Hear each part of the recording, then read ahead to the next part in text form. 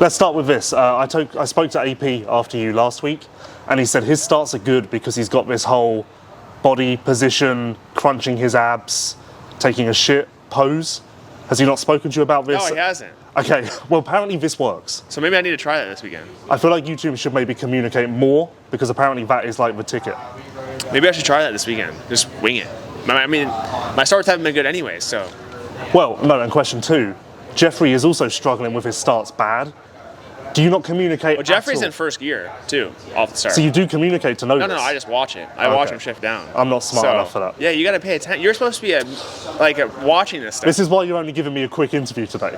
I don't deserve upper level. After that, I mean, you're must not be paying attention. No, but yeah, he's in first gear. But I feel like you're both struggling with starts. Why not communicate? Like, why don't the teams get together? I've never talked to Jeffrey once in my life. Should we start a group chat? No, we'll see after Matter of the Basin. Why? Because it could get spicy. Yes. No, I mean, we'll start after that. We'll see how we gel there. I was thinking this week though, in Supercross, starts weren't that bad. I feel like they've gotten worse outdoors, no? I don't know. I was also looking at 2022. I was watching those races back. I had the most hole shots in the summer. Okay. So I don't know what happened since then. But okay, you're gonna shit on me for this, but Denver, that was a great start, but you crashed. But the starts you were up there more often. Yeah, I mean, I think it's just I don't know. I think I get in a groove, and then all of a sudden I'm out of it. So maybe this week we'll be in the groove, and we'll just get good starts. Last question, because you've got to go, because your truck's literally there. It's right there. Yeah, it's right there. Supercross was rough. Did you ever believe that you would be able to get to this level of mental stability, I guess, as bad as it sounds? Like, you seem very chill now, whereas in Supercross maybe you were spiking a little. Maybe more. I had more of your mentals in Supercross. And I spiked this week quite bad, yeah.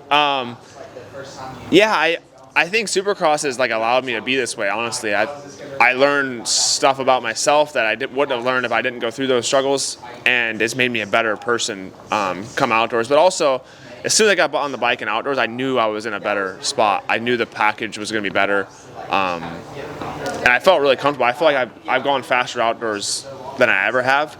Obviously, that's what everyone's going to say, but this year I really feel like, as far as comfort and being able to play with the track and stuff, it's been a different level out of me this year. So, yeah, I don't know. I think a combination of just bike and getting better mentally has made me where I am now. Can I do a bonus question, or you got to go? Yeah, that's fine. Okay. When it gets time to get back on a Supercross test track, how are you going to not let the negativity from before take over and maintain this?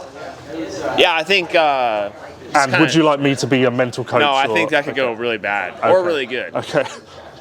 I mean, it could go either way. I mean, the fact that I asked that question means I do have your best interests at heart. Yeah, you do. But also, I feel like if I have a bad day, that means you're going to have a really bad day. Yep. So that's not good. Yep. So I think maybe we need more mental stability out of you first, and then we can kind of maybe correlate that. Okay, it's a process. Yeah. Trust the process. Rome's not built in a day, so, we got to keep it's taken a little while, though. It wasn't built in a day, but many days, I don't know. It's a lot of days. No, in Supercross, I think we learned a lot throughout the outdoor series, and that we can kind of translate into Supercross now. I mean, we'll see. And if you, SMX, not so much, because it's kind of an outdoorsy Supercross track, and I actually think we're going to be really good in SMX, just from the frame and stuff like that. I think we're going to have an advantage. So, I guess we'll see come 2025. First and foremost, how are you doing? Obviously, we saw you do a backflip through the air last week. Little head issue, nothing new for you. Where are you at now? Yeah, I'm fine. I actually mainly landed on my back, and luckily I was wearing a chest protector and back protector thing. So I rolled out of it all right. Went to the medics after, just as a precaution, and then they kept me in for concussion protocol. But honestly, I wasn't knocked out or anything. I was fine. I was seeing a few stars for a second, but it is what it is. Better to be safe than sorry in that instance. I've been around long enough. I've hit my head before. That one I didn't feel like it was bad, but it was in the situation where I'm not in a championship. It was better to be safe than sorry there. Got cleared on Monday, went to the doctor in Tallahassee, did all the impact stuff, was all fine.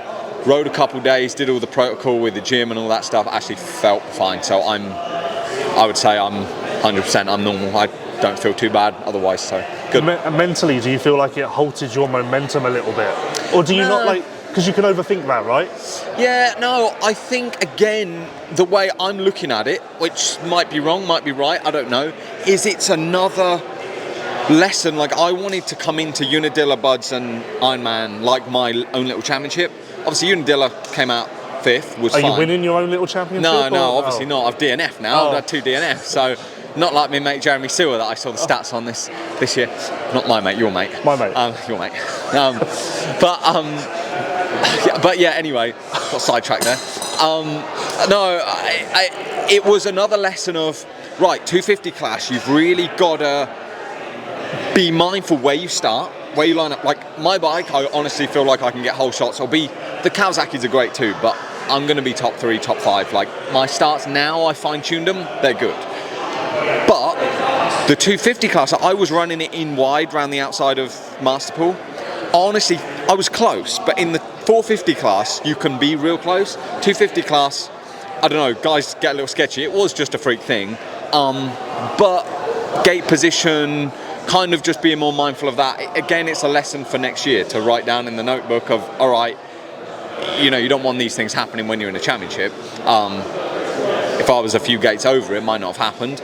It is what it is. I went there because I thought, right, I can get the sweep in, not a problem, but it's just different. So the way I'm looking at it is like that. I felt good in qualifying. I've had an alright week again. It's not the end of the world. I know my setup now. I haven't changed it for a couple of weeks, so I would have liked to have seen at Budds Creek how it worked in the motos, because it was different from Unadilla, but I'm pretty confident that we're very close now, and gonna hopefully hit the nail on the head this weekend and then park the outdoor bike for Pala next year. I feel like it's been a very good summer for you, but ultimately the results aren't what they should be. You definitely should have had a podium by now, let's be honest. Yeah. So is that frustrating, or can you find mental comfort in the fact that the ability has been there? Yeah, I mean, it's been a long time since I've really had a solid go at outdoors, and for me, I'm overall happy with how it's went. I am just happy that I've been at every round and been in the battle every time. And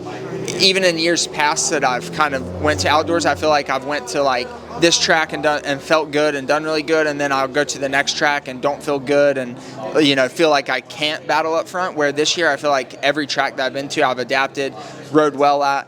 And it's just kind of been a lack of putting myself in a good opportunity that's kind of held me back this year. So been trying to work on the starts and trying to get that stuff figured out. Obviously, don't want to come out 10th or 12th in SMX. So trying to get the starts figured out and get that stuff. But it's been pretty good overall. You say that you've adapted week to week better this year. What's caused that? What's prompted that switch?